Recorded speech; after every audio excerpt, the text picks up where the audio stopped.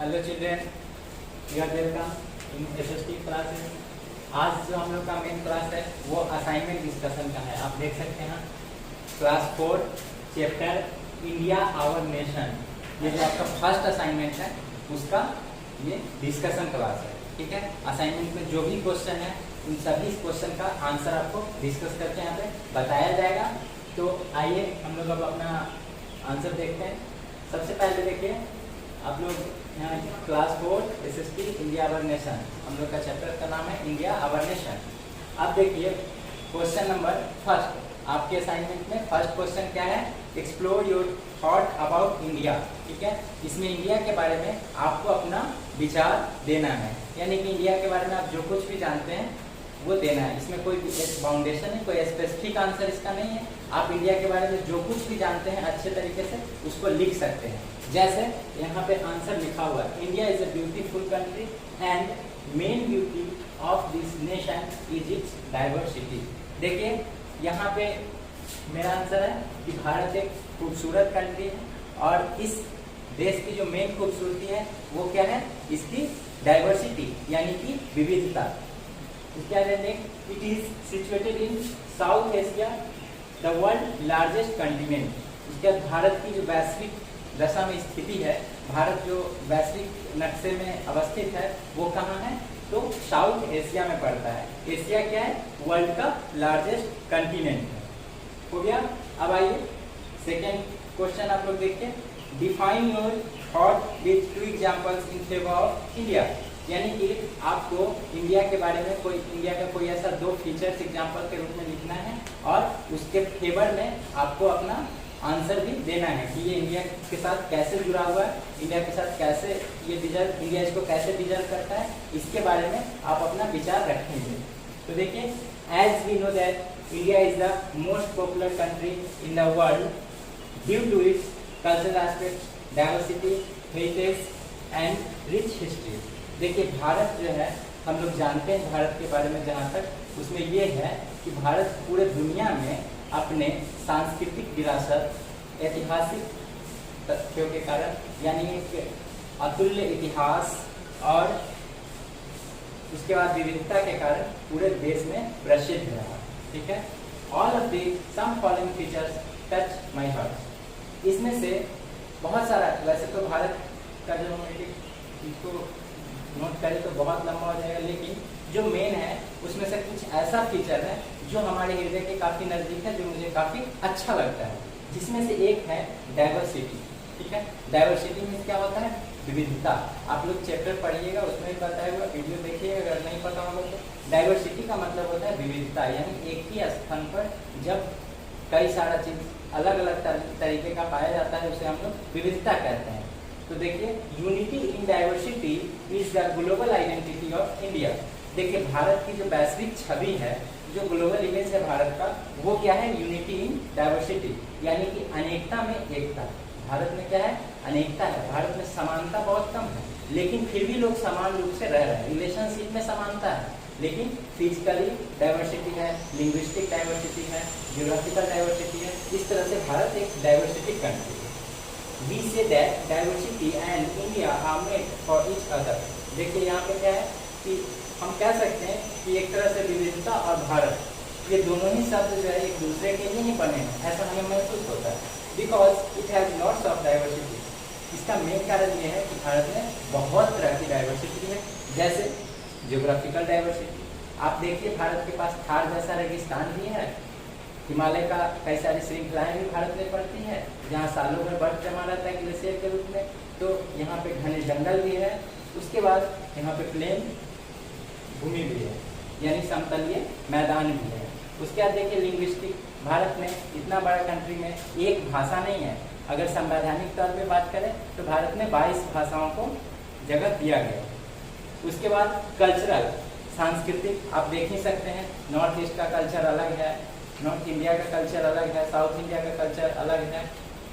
तो ये हो गया। तो इसमें से हम लोग को मेनली क्या करना था, किसी 2 फीचर्स को लिखना था जिसके सपोर्ट में हमारा आंसर हो।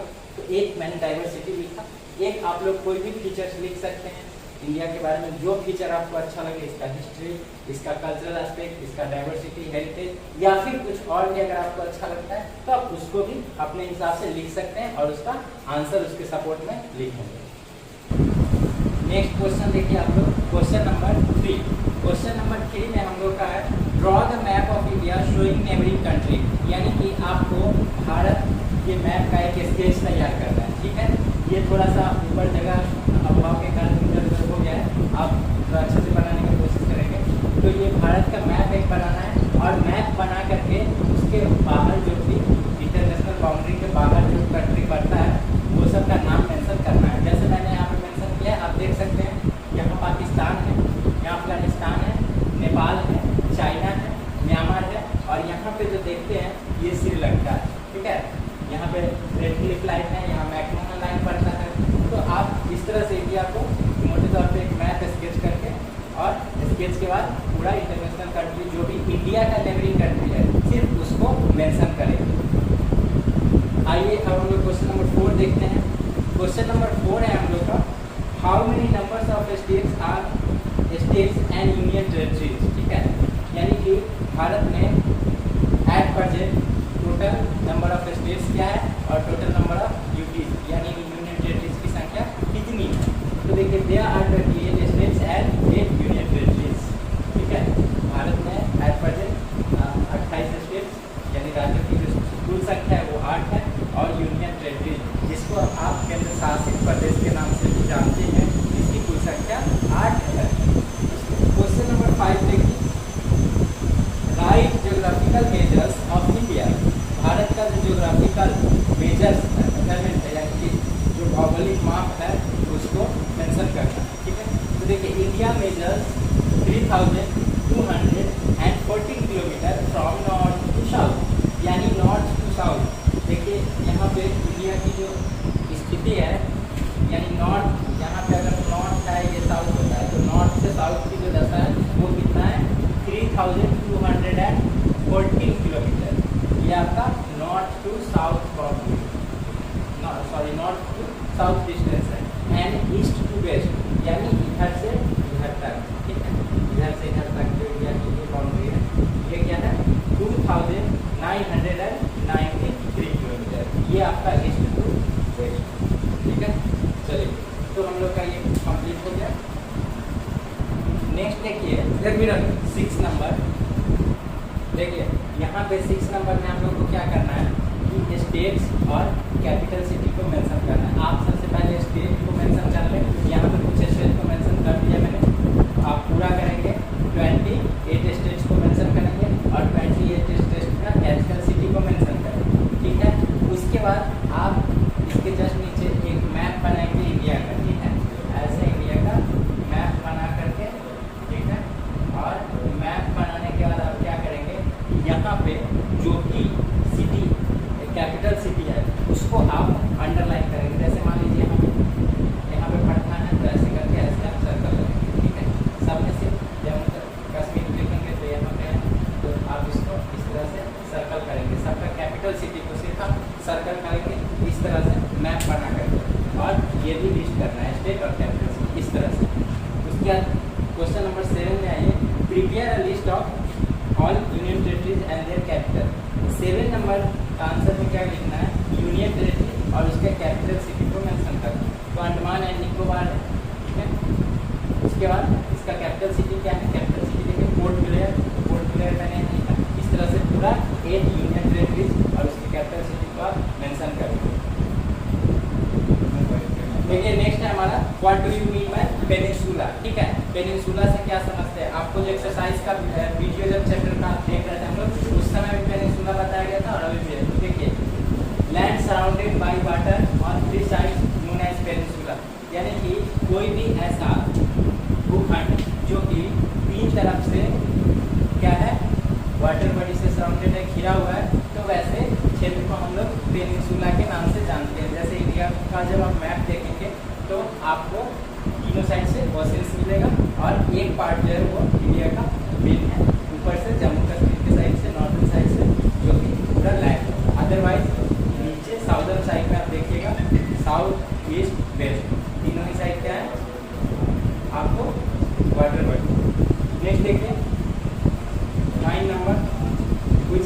Largest state of India, Rajasthan is the largest state of India. And 10 number smallest state of India, Goa is the smallest state of India. And 11 number what do you mean by linguistic diversity of India, आप भारत के भाषाई विविधता से क्या समझते हैं, या फिर आप भारत के भाषाई विविधता से आपका क्या तात्पर्य है, इसको मेंशन करें।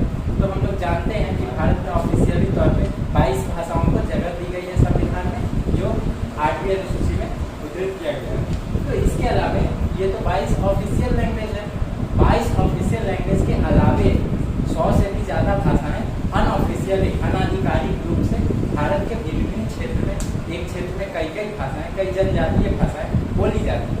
तो इस तरह से क्या है कि एक ही देश में कई सारी भाषाएं बोली जा रही है, एक से अधिक भाषाएं बोली जा रही है। तो यहाँ पे हम कह सकते हैं कि भारत क्या है, एक ह्यूज लिंग्विस्टिक डाइवर्सिटी का एग्जाम्पल है।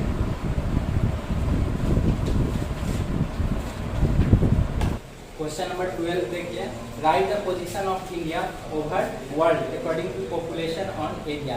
यानी कि आपको जब क्लास में बताया गया था, तो ये आपको बताया गया था कि एरिया के अकॉर्डिंग और पॉपुलेशन के अकॉर्डिंग भारत का जो स्थिति है विश्व में, वो कहाँ पे है, भारत किस स्थिति में है, यानी भारत का जो रैंक है वो कहाँ है। तो देखिए, according to area India is the 7th country and according to population it is deserve 2nd position in the world. यानी कि अगर पॉपुलेशन के हिसाब से बात की जाए तो चाइना के बाद इसका 2nd पोजीशन आता है, और एरिया के हिसाब से इसका 7वां पोजीशन आता है।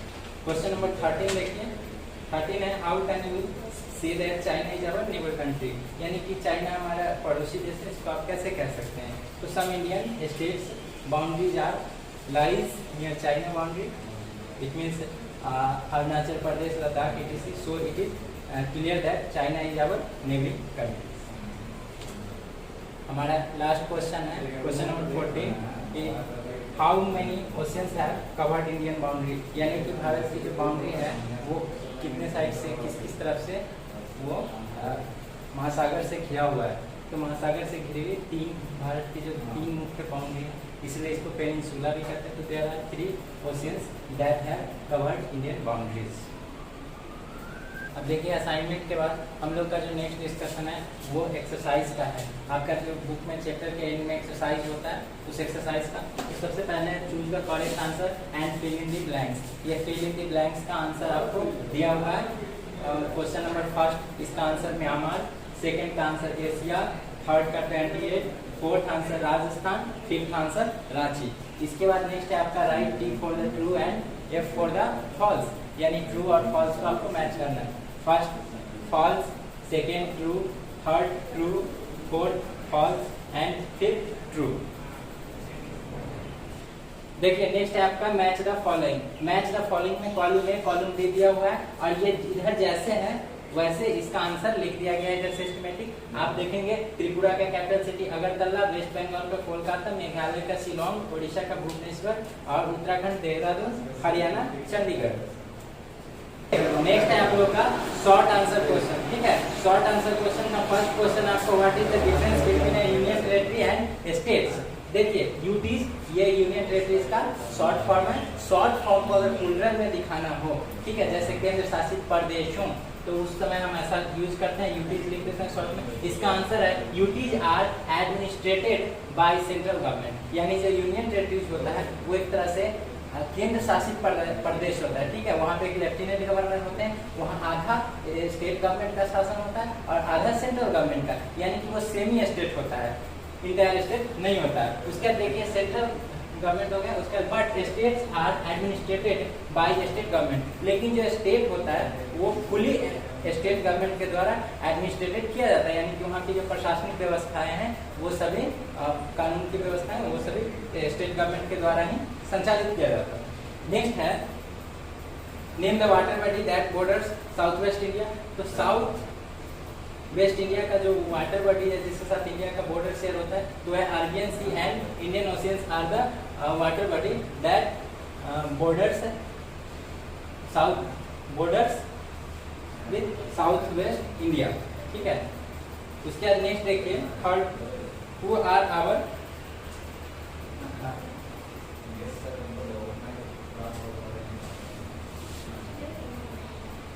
उसके बाद थर्ड है who are our neighbours in the Indian oceans, ठीक है, who are our neighbours in the Indian oceans, तो Sri Lanka, Maldives and Indonesia are our neighbours in the Indian oceans, यानी कि इंडियन ओशियंस